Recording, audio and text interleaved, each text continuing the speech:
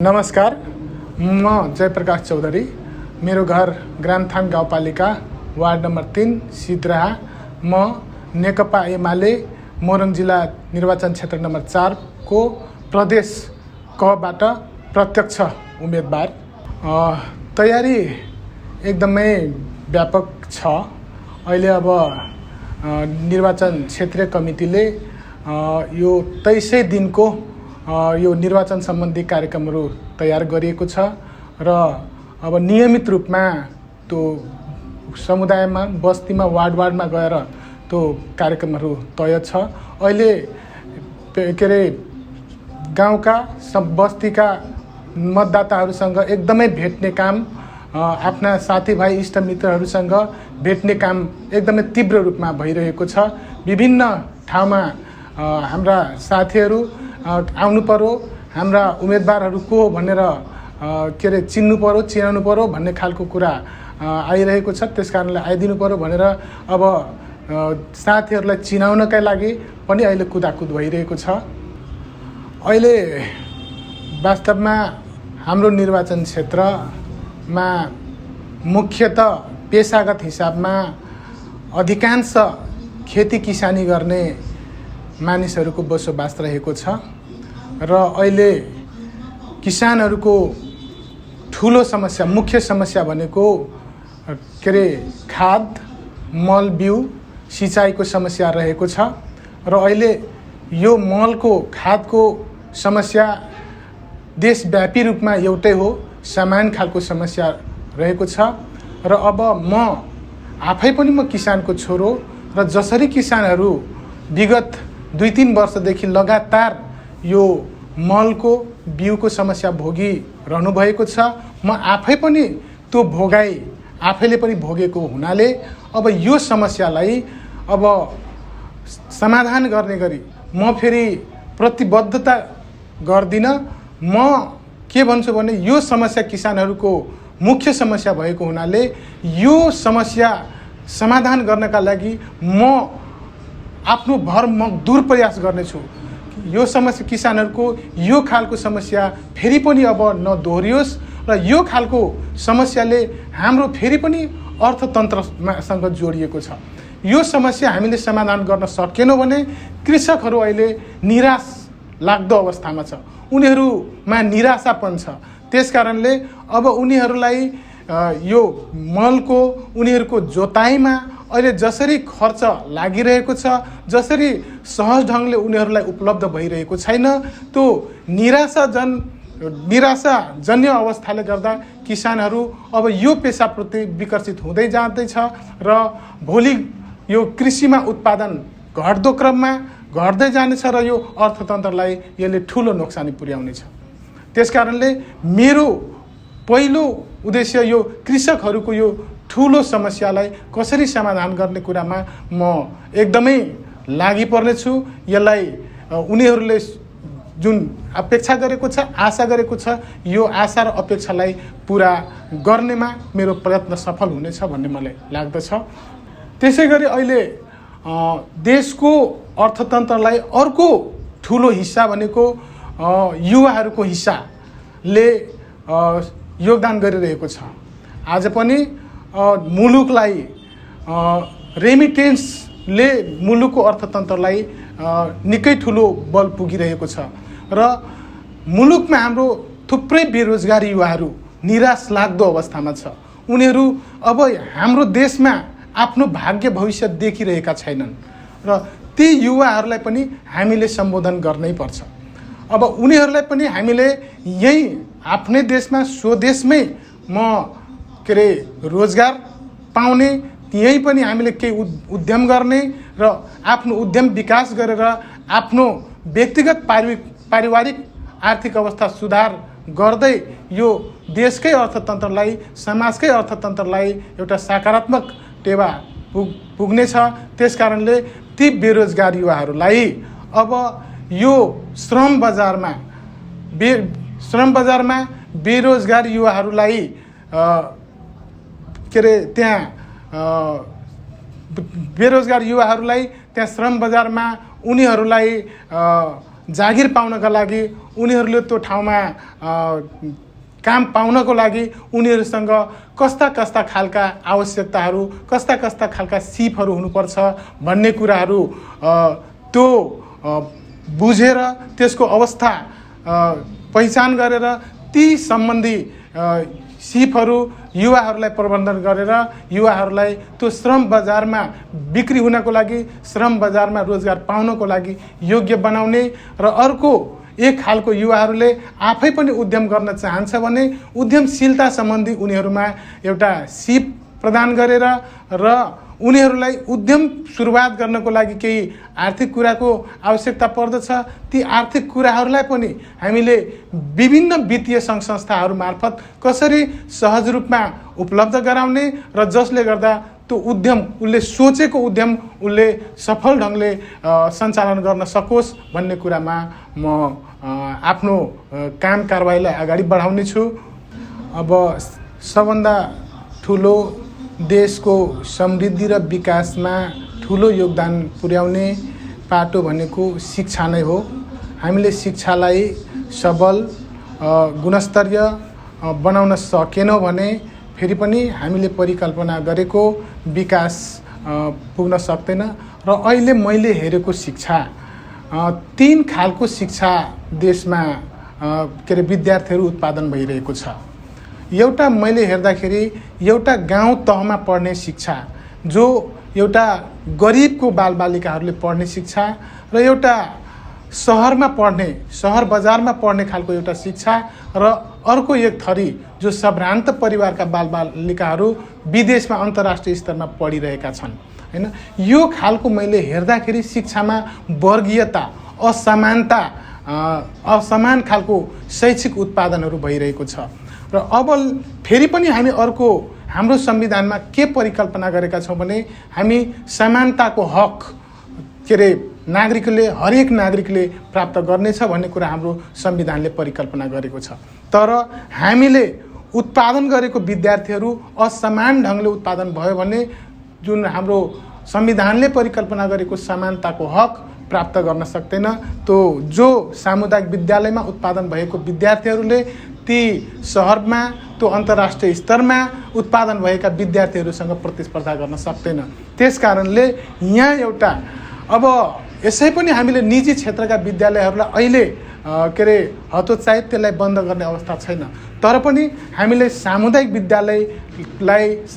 विद्यालयको गुणस्तरीयता वृद्धिमा अहिले विद्यार्थीहरूको पनि मनोविज्ञान र अभिभावकहरूको पनि मनोविज्ञान के छ भने हाम्रो सामुदायिक विद्यालयमा पनि यो अङ्ग्रेजी माध्यमको शिक्षा प्राप्त होस्, अङ्ग्रेजी माध्यमबाट पठन पाठन होस्। त्यसकारणले त्यो खालको पठन पाठनको सुरुवात हामीले अलिकति व्यापक रूपमा सञ्चालन गर्नुपर्नेछ। त्यो सञ्चालन गर्छौँ। त्यसको लागि हामीले शिक्षाको यो सामुदायिक विद्यालयमा शैक्षिक गुणस्तरीयता र अङ्ग्रेजी शिक्षाको अनिवार्यता विषयमा हामीले एउटा नीति बनाउने छौँ। त्यसै गरी अर्को सरोकारका विषयहरू अब त्यहाँका मुख्य बाटाघाटाहरू हामीले सदरमुकामसम्म जाँदा हामी यो प्रदेशकै राजधानी विराटनगरसम्म जाँदा थुप्रै बाटाहरूमा अप्ठ्याराहरू छन्, जोखिमहरू छन्। ती जोखिमपूर्ण बाटाहरू खास गरेर अहिले हामी हेर्दाखेरि यो क्षेत्र नम्बर 4 कै प्रदेश कमा हाम्रो नेता चौकदेखि पूर्व हाम्रो बेलबाडीको 7 नम्बरसम्म जाने बाटो नहरको बाटो एकदमै अस्तव्यस्त अवस्थामा छ। त्यहाँ हामीले सिधै नेता चौकबाट बेलबाडी 7 नम्बर वार्डसम्म हामीले पुग्न सक्दैनौँ। ठुलो गाडीमा 4 चक्के गाडीमा हाम्रो लोहनधारा खोलाको पुल भत्किसकेको छ। अब त्यो अहिलेसम्म पनि निर्माण 4-5 वर्ष भइसक्यो, अहिलेसम्म पनि निर्माण भइसकेको अवस्था छैन। त्यसकारणले ती मेरो कार्यकालमा त्यो पुललाई पनि पूर्णता दिने र त्यो नहरको बाटोलाई पनि एउटा पिच बाटो बनाउने एउटा मेरो लक्ष्य छ। त्यसै गरी त्यति मात्रै होइन, लोहन्द्रा खोलाले तपाईँलाई डुबान गर्ने, खेती कटान गर्ने, धेरै बस्ती बगाउने जोखिममा रहेको छ। ती जोखिम अवस्थामा रहेका ठाउँहरूमा टेवा पर्खाल लगाउने, तटबन्धन गर्ने खालका कार्यक्रमहरू हामीले प्रदेश सरकारबाट त्यस्ता कार्यक्रमहरू ल्याउने छौँ र सँगै हाम्रो विराटनगर क्षेत्र विराटनगर आसपासका क्षेत्रमा पर्ने त्यो सिङ्या खोलाले पनि हाम्रो विराटनगरको 19 नम्बर वार्ड यो प्रदेशमा र उता सिङ्गै क्षेत्र नम्बर 4 को 1, 2, 7 नम्बर 8 नम्बरलाई पनि प्रभावित गरिरहेको छ। त्यो सिङ्या खोलामा पनि हामीले तटबन्ध गरेर त्यो बस्तीमा भइरहेको डुबानलाई नियन्त्रण गर्ने काम मैले गर्नेछु र त्यसै गरी अर्को बाटो अहिले हाम्रो बेलबारीको 5 नम्बरबाट यो मोतीपुर हुँदै ग्रामथानको 4 नम्बर वार्ड मोतीपुर हुँदै हामी विराटनगर जाने अर्को वैकल्पिक बाटो छ। त्यो बाटो पनि निकै अस्तव्यस्त अवस्थामा छ। त्यसै गरी हाम्रो मिलन चौकदेखि यहाँ माथि मिर्गोलियासम्म यो बहु राष्ट्रिय योजनामा परेको बाटो पनि अहिले अलपत्र अवस्थामा छ। ती बाटोलाई पनि निर्माण गर्ने र हाम्रो कटहरीमा ग्रामथान वार्ड नम्बर 3 सिद्राको मङ्गलहटियादेखि नयाँ बजारसम्म जोड्ने बाटो पनि निकै अस्तव्यस्त अवस्थामा छ। त्यसै गरी नयाँ बजारदेखि हाम्रो यो ग्रामथानको 4 नम्बर वार्ड मोतीपुरसम्म आउने बाटो पनि निकै हिलामी अवस्थामा छ। त्यहाँ नयाँ बजारदेखि यहाँ ग्रामथानको गाउँपालिका तेतरियासम्म आउने नहरको बाटो पनि हिलामी अवस्थामा छ। 4 चक्के गाडीहरू अहिले किसानहरूले उत्पादन गरेका धान पनि आफ्नो घरसम्म लानको लागि त्यो बाटो असहज अवस्थामा छ। त्यो बाटोबाट हिँड्न सक्ने अवस्थामा छैन। यसरी थुप्रै यस्ता बाटाघाटाहरू जो एउटा व्यापारिक केन्द्रसम्म आफ्ना उत्पादित वस्तुहरूलाई पुर्याउने एउटा कृषि सडकको रूपमा पनि प्रयोग हुन सक्छ र हाम्रो सदरमुकामसम्म आवत जावत गर्नको लागि सहज हुन सक्छ। त्यस्ता बाटाघाटाहरू त्यस्ता नदी खोलालाई नियन्त्रण गर्ने काम र हाम्रो एउटा ग्रामथानकै वार्ड नम्बर 3 को बजरङबली मन्दिर छेउको एउटा पुल भत्किएको छ। त्यो पुल पनि हिँडडुल गर्ने आवत जावत गर्ने अवस्थामा छैन। त्यो पुल पनि अविलम्ब बनाउनु पर्नेछ।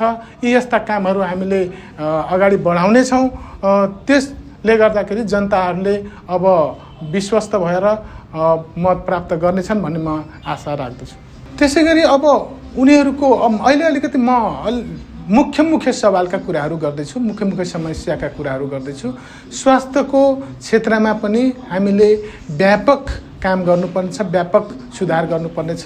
अहिले हाम्रो क्षेत्र नम्बर 4 मा विभिन्न जात जातिहरूको विभिन्न धर्म सम्प्रदायका मानिसहरूको बसोबास रहेको छ। एउटा हामीले विभिन्न जात जाति धर्म संस्कृतिहरूको सांस्कृतिक पहिचान हुने गरी हामीले सांस्कृतिक भवनहरू सांस्कृतिक सङ्ग्रहालयहरू हामीले निर्माण गर्नुपर्नेछ र स्वास्थ्यको क्षेत्रमा विशेष गरेर हाम्रो कटहरी आसपासको क्षेत्र ग्रामथानका क्षेत्रहरूमा गरिब विपन्न परिवारहरूको बसोबास धेरै रहेको हुनाले त्यहाँ बालबालिकाहरूमा कुपोषणको अवस्था पनि ठुलो सङ्ख्यामा छ। सँगसँगै हामी महिलाहरूमा यो सुरक्षित मातृत्वको समस्या पनि ठुलो रूपमा रहेको छ र त्यस्ता बालबालिकाहरूको पोषण स्वास्थ्यमा सुधार गर्ने महिलाहरूको सुरक्षित मातृत्व को एउटा महिलाहरूको अधिकार हो भन्ने कुराहरूलाई हामीले स्थापित गर्दै यो स्वास्थ्यको क्षेत्रमा काम कारबाहीलाई अगाडि बढाउने र अहिले तपाईलाई स्वास्थ्य बिमाको जुन कार्यक्रमहरू नेपाल सरकारले नेकपा एमालेको सरकारले ल्याएको थियो, अहिले जुन अस्पतालहरूमा स्वास्थ्य बिमाको सुविधा थियो अहिले सरकारले पैसा रोकिएको अवस्थामा ती स्वास्थ्य बिमाका कामहरू भइरहेका छैनन्, जसले गर्दा बिरामी नेपाली जनताहरू ठुलै समस्या भोगिरहेका छन्। त्यसकारणले यी स्वास्थ्य बिमाका कार्यक्रमलाई पनि निरन्तरता दिने र हाम्रा अलिकति गम्भीर प्रकृतिका रोगहरू मृगौला रोग, मुटु रोग जस्ता ठुला अलिक गम्भीर प्रकृतिका बिरामीहरूलाई पनि हामीले राज्य स्तरबाट सकिन्छ निःशुल्क गर्ने, त्यसलाई हामीले अलिकति नेपाल सरकारकोबाट त्यसलाई निःशुल्क गर्ने व्यवस्था हामीले मिलाउनुपर्छ। त्यसमा मेरो निकै म त्यसमा पहल र प्रयत्न गर्छु। अर्को यो प्रदेशमा, यो क्षेत्रको यो प्रदेशमा मैले अघि पनि भने विपन्न परिवारहरूको बसोबास ठुलो सङ्ख्यामा रहेको छ र विपन्न भइसकेपछि स्वाभाविक रूपमा उनीहरू सुकुम्बासी छन्। उनीहरूको आफ्नो नाममा लाल पूर्जा छैन। मैले ती विपन्न वर्गका ती सुकुम्बासी परिवारहरूको एउटा मनोविज्ञान, उनीहरूको एउटा ठुलो अभिलाषा के छ भने कम्तीमा मर्ने बेलासम्म पनि मेरो नाममा एउटा जग्गाको पूर्जा हेर्न पाइयोस् भन्ने खालको अभिलाषा छ। त्यसकारणले हामी नेकपा एमाले विगतमा पनि यो सुकुम्बासी समस्यालाई एउटा प्रमुख समस्याका रूपमा लिएका थियौँ र यसलाई समस्या समाधान गर्ने हिसाबमा पनि हामी अग्रसरता बढाएका थियौँ। हामीले ऋषिराज लम्सालीको अध्यक्षतामा हामीले सुकुम्बासी समस्या समाधान आयोगबाट यो सुकुम्बासी समस्या समाधानका कामहरूलाई अगाडि बढाइसकेका थियौँ र धेरै काम अगाडि बढिसकेको थियो। धेरैले लाल पूर्जा प्राप्त गरिसकेको थियो र बिचमा फेरि पनि सरकार ढलिसकेपछि त्यसले पूर्णता पाएको थिएन र फेरि पनि हाम्रो केपी ओलीको प्रधानमन्त्रीत्व कालमा हामीले देवी ग्यावालीको नेतृत्वमा फेरि पनि हामीले सुकुम्बासी समस्या समाधान आयोग गठन गऱ्यौँ र त्यो आयोगले पनि देशभरिका तथ्याङ्कहरू सङ्कलन गरेर सुकुम्बासी समस्या समाधानका लागि धेरै कामहरू अगाडि बढाइसकेका थिए र करिब त्यो लाल पूर्जा वितरण गर्ने अवस्थामा पुगिसकेका थिए। अब त्यो बेलामा केपी ओलीको सरकार ढलिसकेपछि अहिले त्यो काम फेरि पनि स्थगित छ र यो कामलाई नेकपा एमालेको सरकारले अग्वाई गर्नेछ, यसलाई अग्रसरता लिनेछ र म पनि यो कामलाई अग्रसरता लिनको लागि पहल र प्रयत्न गर्नेछु। मोरङ जिल्लाको निर्वाचन क्षेत्र नम्बर 4 को प्रदेश क का सम्पूर्ण मतदाताहरूलाई म अनुरोध गर्दछु कि नेकपा एमालेको चुनाव चिन्ह सूर्यमा मतदान गरेर मलाई विजय प्राप्त गर्नुहोस् र मलाई विजय प्राप्त यो कारणले गर्नुहोस् कि मैले यो समुदायको म सुख दुःख बुझेको छु, यहाँको हावापानी मैले बुझेको छु र ती सुख दुःखलाई कसरी समाधान गर्ने, म यहाँका कृषिसँग सम्बन्धित समस्या, किसानका समस्याहरू, विद्यार्थीका शिक्षाका समस्याहरू, स्वास्थ्यका समस्याहरू, पोषणका समस्याहरू, त्यसपछि बाटाघाटाका समस्याहरू, डुबानका समस्याहरू, कटानका समस्याहरू समाधान गर्नका लागि म प्रयत्न गर्नेछु। मेरो ठुलो अग्रसरता रहनेछ र म फेरि पनि म भन्न चाहन्छु भने मैले यो परिवेशमा म निर्वाचन क्षेत्र नम्बर 4 को यो हरेक सामाजिक परिवेश, भौगोलिक परिवेश, सांस्कृतिक परिवेश मैले बुझेको छु। त्यहाँका सुख दुःख मैले बुझेको छु, भोगेको पनि छु। त्यसकारणले त्यहाँका दुःख भनेको मेरो आफ्नै दुःख, किसानको दुःख भनेको मेरो आफ्नै दुःख, मेरो आफ्नै पीडा, शिक्षामा गुणस्तरहीनता हुनु भनेको, गुणस्तरमा कमी आउनु भनेको मेरै पीडा हो। फेरि पनि हामीले जुन परिकल्पना गर्छौँ, एउटा समृद्ध नेपाल र सुखी नेपालको परिकल्पना जुन गर्दछौँ, हामीले शिक्षामा, स्वास्थ्यमा, आय आर्जनमा हामीले अगाडि बढाउन सकेनौँ भने फेरि पनि हाम्रो सुखी नेपाल, समृद्ध नेपालीको परिकल्पना पुरा हुन सक्दैन। त्यसकारणले ती काम पुरा गर्नका लागि म अहोरात्र खट्नेछु, म प्रयत्न गर्नेछु। त्यसकारणले पनि मलाई नेकपा एमालेको सूर्य चिन्हमा मतदान गरेर विजय गराउनुहोस् भनेर म यो निर्वाचन क्षेत्र नम्बरका सम्पूर्ण मतदातालाई आग्रह र अनुरोध गर्दछु। धन्यवाद।